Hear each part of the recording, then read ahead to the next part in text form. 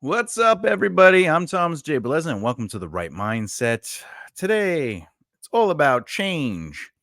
Change is the fundamental part of the human experience, which is why we connect more with characters who undergo meaningful transformations. Think about how Ebenezer Scrooge's journey from a miser to a generous soul has been a staple of change. It's this evolution that makes him relatable and unforgettable. When characters change, they reflect on our own potential for growth. And that's what keeps us drawn to stories, which is why today I'm going to show you how to create character transformations that mirror such experiences. And we're going to use Ebenezer Scrooge to kind of look at the evolution. And then we're going to talk about a couple little things to help you with those transformations. So, writing dynamic characters, the art of character change. Very important. So, the layman's version of what I just said is ultimately that uh, we are following as readers. We follow characters that we relate to through their change, through their obstacles, through their positions, through the things that challenge them, and we can see ourselves. And that's the relatable part. That's the resonate part, right? So when we can connect to a character through what we see in ourselves, our potential or our desired potential, an example, superheroes. You know, when we see superheroes, we're like, oh, I wish I was a Spider-Man or something like that. Okay. So let's do it. Let's do it. So character. So just to get into it, the art of character change. Character evolution showcases the challenges and growth we all face in our own lives. Sure, it's elevated and dramatized. Because it has to be. It has to be exciting. Moping around all day is probably not as exciting as fighting dragons. But in real life, we are constantly adapting, learning, and evolving in ways that allow us to see it in other characters. We recognize these patterns, recognize these downfalls, these successes, these weaknesses, these strengths. And these changes in your character and the characters that you write help it become a more authentic experience. Even small shifts in a character's perspective, actions, or their positions can create a sense of realism. It adds so much to the narrative when you're reading a story and you could see characters not only making choices, but being influenced by those choices physically, internally, emotionally, spiritually, whatever the case may be. When their positions are challenged or their perspectives evolve, this is the interesting part about a character. Yeah, it's great to see a character lift a building over their head. Wow, that's amazing. Look how strong. He's invincible. Nothing can hurt him. I wish I was invincible and nothing could hurt me and then I could do all these great things. Um, but if you look at even Superman as a character, the reason he works on the page is not because he's Superman. It's because of his emotional connection to humans or uh there's a quote in one of the comic books that ultimately Batman's saying that he's more human than all of us, right? Grew up in a small town in Kansas. Anyway, but these gradual changes make the story of your narrative much more dynamic. We're seeing movement up and down, growth. I'm sure you've heard me talk about it. Oh, there needs to be movement in the page and movement in the passage. That is the movement of a character. They're making choices, they're responding to things or reacting to things, they're evolving emotionally. All these things are very important. And by crafting characters who evolve, you're not just letting a plot play out, but you're telling a story that invites readers to reflect on their own paths, right? So again, narrative on this channel, we always talk about how narrative is made up of plot and story. Plot is what needs to happen no matter what, and story is how it unfolds through the emotional experiences of a character's choices and challenges. So let's get into a transformational arc. So we're going to talk about Ebenezer Scrooge and his transformation in A Christmas Carol, which you know is one of those stories that continue to be something that everyone has seen, everyone knows. If I say The Christmas Carol, I say Ebenezer Scrooge, or if you want to go for Bill Murray's Scrooged, very funny.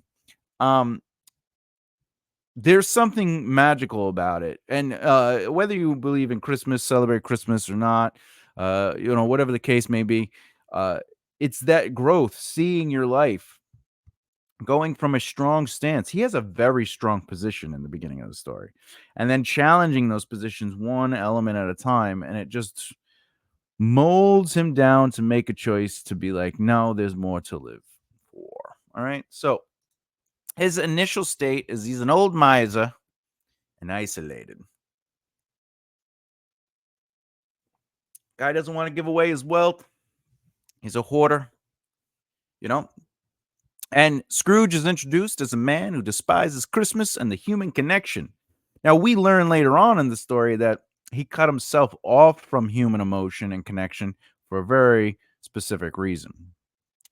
However, this led to his obsession with money and disdain for others, which basically sets up his need for transformation. We learn who he is, we learn his positions very clearly. They are clearly established in the beginning of Act 1 in the ordinary world. The plot point 1, the ordinary world before the disruption. We learn, we learn that he has a selfishness and an isolationist mentality, which represents but we also see the dangers, right? Even people that aren't close to him, they're trying to connect with him, and because it's Christmas, and he's just like, I have nothing to do with it. So that's a very important note and something to establish in your stories, in your narratives. Clear positions.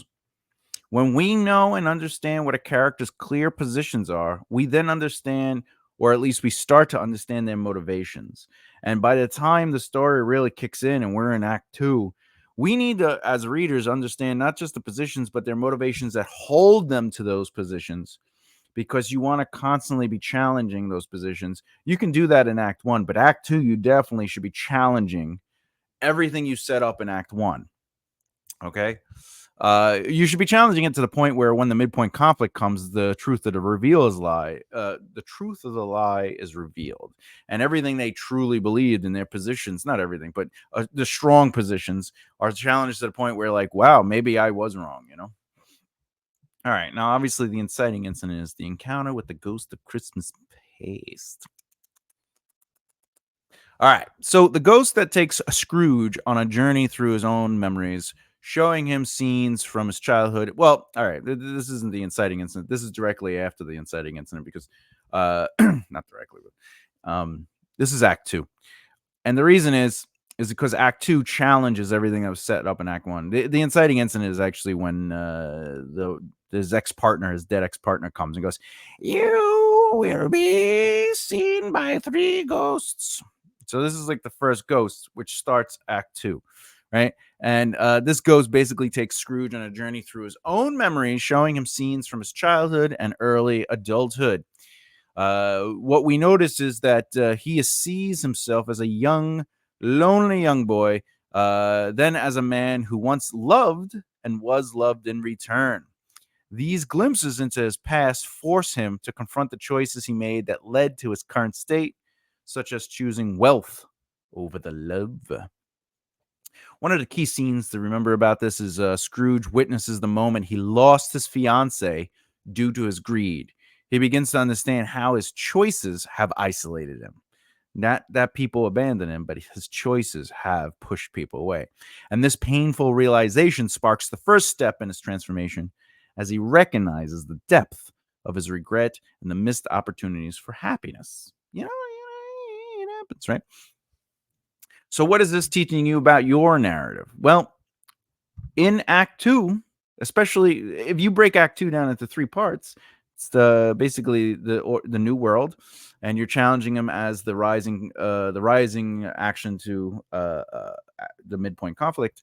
And then the second part is the midpoint conflict, which is the truth of the lie is revealed. And then the third part is the dissension from the midpoint conflict, which is or the descending fall from the midpoint conflict, where you get to now challenge the new beliefs, or if they had doubled down in the midpoint conflict, you get to really push on those things.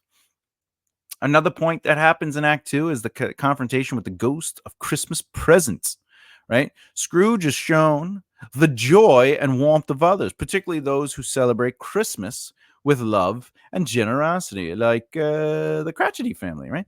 Seeing Bob Cratchity's joy despite his poverty and Tiny Tim's vulnerability begins to chip away at Scrooge's hardened exterior. All right. Now, what is the impact on the change, though, for this moment? Well, Scrooge starts to feel empathy. Empathy.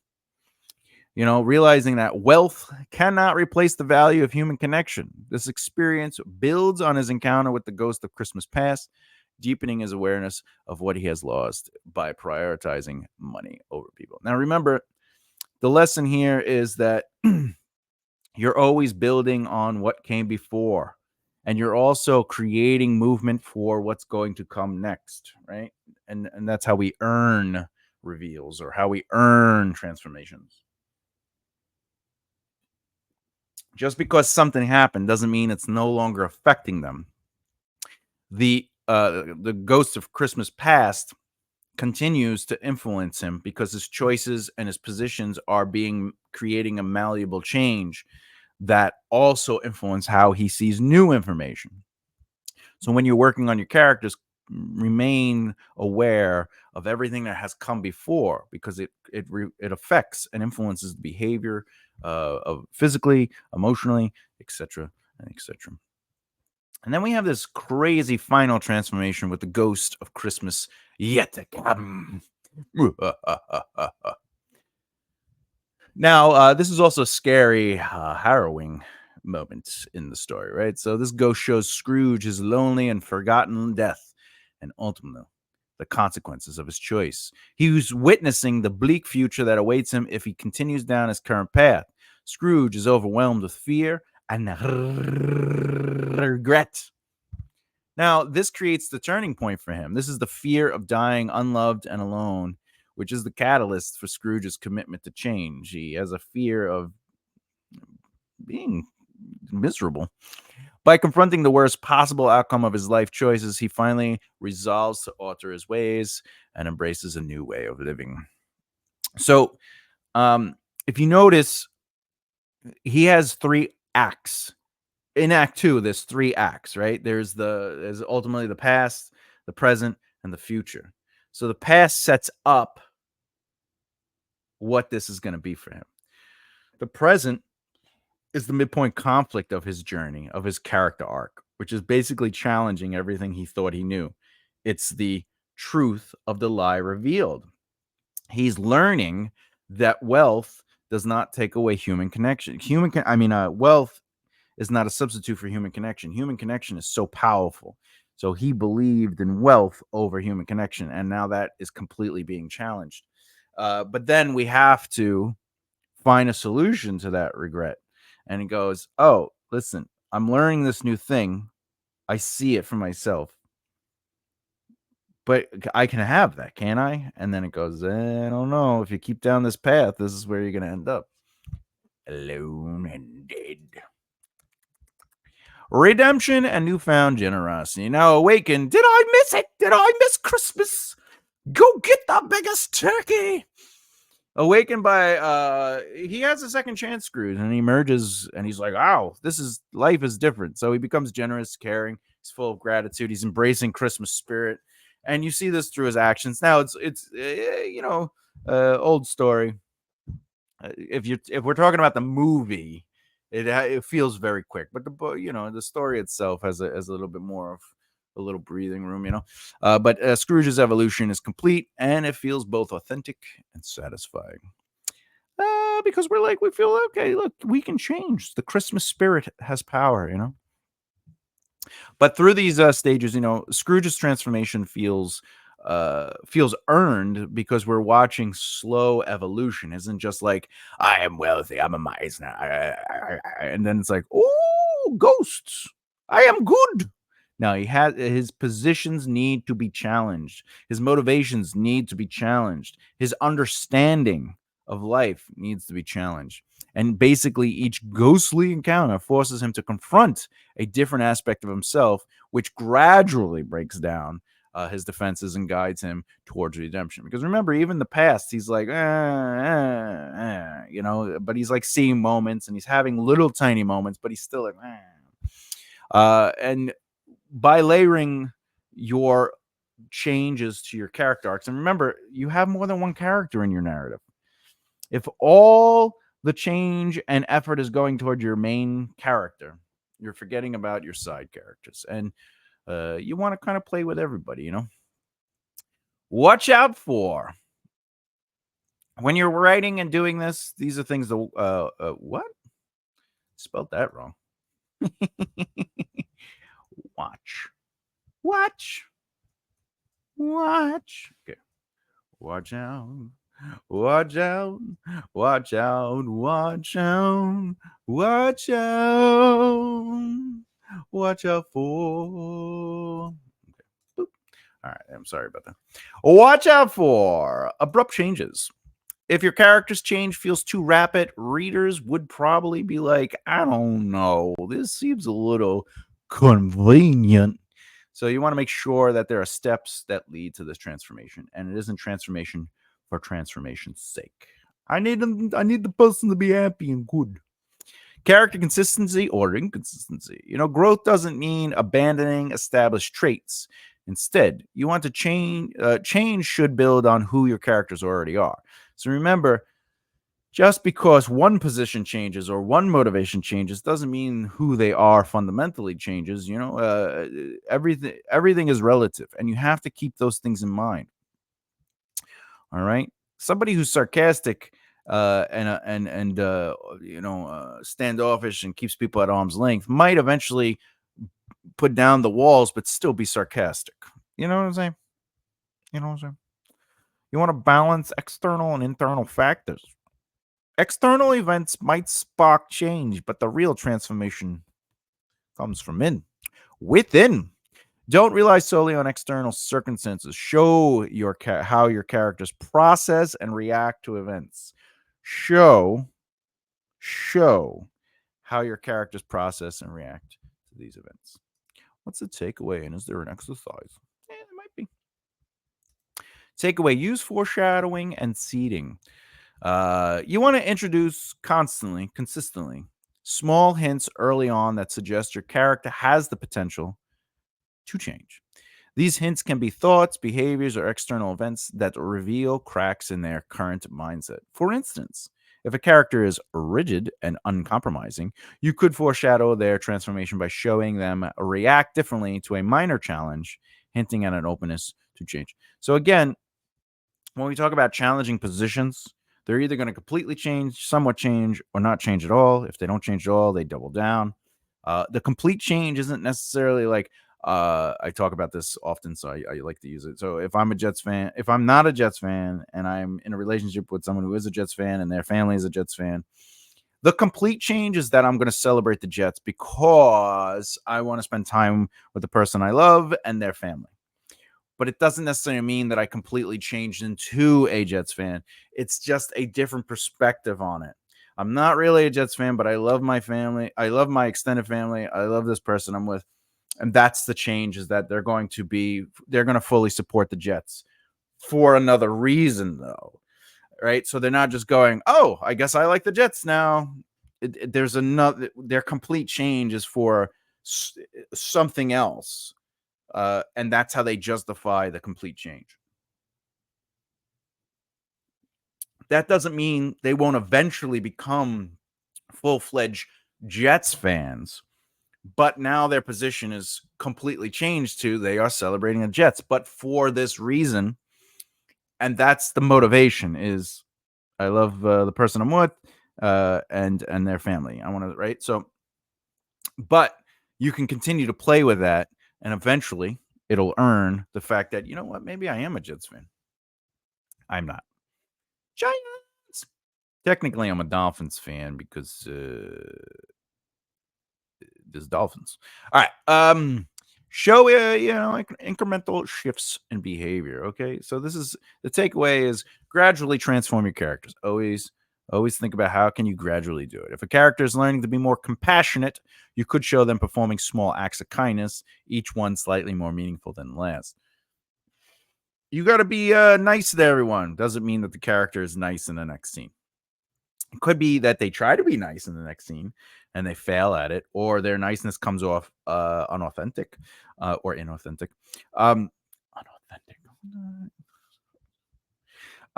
know what I'm saying? So approach it in that sense is like, all right, I have them in this way, I have defined them in this way. Now I got to slowly work them towards other things. So how do I challenge and show their slow behaviors through small increments? Reflect, changing mindsets in dialogue and thoughts. As their character's transformation progresses, let their internal thoughts and dialogue reflect this change. Remember, what happened, what came before, what is the present, and what is to come is all related. So you have to maintain some sort of understanding to that process through the characters as well. The characters might have a small adjustment to their language, their tone, their behavior, whatever the case may be. Um, you need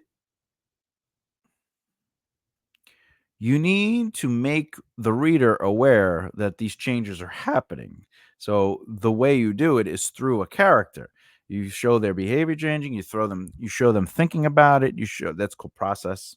They're processing it, you know. Um but like let's say you have a cynical character who might slowly begin to ask questions or make observations that show a more optimistic outlook, even if they aren't fully aware of it yet.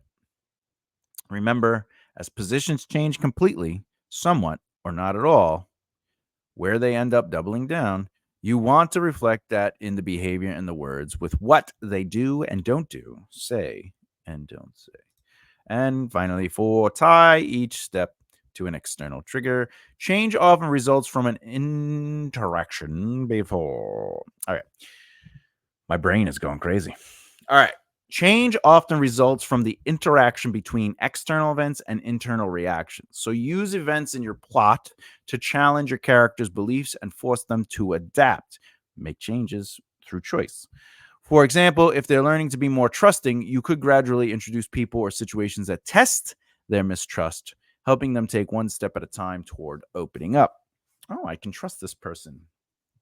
Usually it happens because somebody shows that they are trustworthy, and then like, oh, all right, maybe I can trust this one.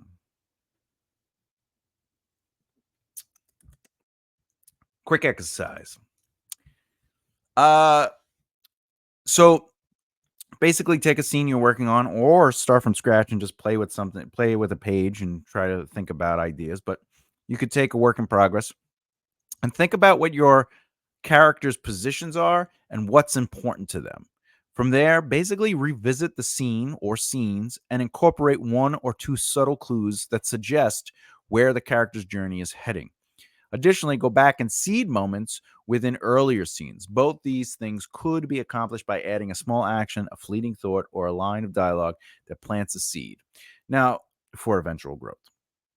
What this means is maybe you don't want to change a scene, but if you have a scene where they are evolving, you need to make sure that that evolution is showcased through seeding and foreshadowing, which are not the same thing. I have videos on it. Okay. Seeding and foreshadowing. You have to go back to earlier chapters and start implementing small adjustments within the book. Final thoughts. Connecting your character's journey to the story's themes is essential for creating a cohesive and impactful narrative. When a character arc aligns with the broader themes, it deepens the story's emotional resonance, allowing readers to see how individual growth mirrors larger ideas or struggles. For instance, if your story explores redemption, a character's journey from selflessness to selflessness, right? So, all right, let me reread that. For instance, if your story explores redemption, a character's journey from selfishness to selflessness, there we go, can reinforce these themes, showing readers not only what redemption looks like, but also why it matters. But real side note, so that's how themes work. Like, you don't have to talk about the theme. You just can showcase the theme. So if you want to talk about redemption, you just show redemption. If you want to talk about compassion, you show compassion. But you also need to show the opposite. So if you want to show compassion, you also have to show douchebags. All right. A well-crafted character arc amplifies the emotional stakes, giving readers a reason to invest in the story on a personal level. As the characters evolve, their journey can evoke empathy and reflection from your readers, encouraging them to consider their own experiences and relate, have empathy for what's going on. And when readers see characters confront relatable challenges, even in a mystical fantasy, dragon-led epic, the reader will connect with the story more deeply and understand the themes which become part of their life experience. And what I'm saying is, it doesn't matter if they're in space on a planet filled with sand and there's worms. If we could relate to the human truth, then it doesn't matter, right? Even if they were dinosaurs, I'm sure you've seen The Land Before Time, or what's the one where the little dinosaur dies and from the 80s, whatever, they're dinosaurs, but we feel them because they have human uh, experiences. Anyway, next video in this series. The art of description, bringing characters to life through sensory details, using vivid language for visual impact. Question: think about a character from a book or movie who underwent a significant change. What was the most impactful moment in their transformation, and why did it resonate with you? How did it connect with you? What did you like? What ultimately the simplified?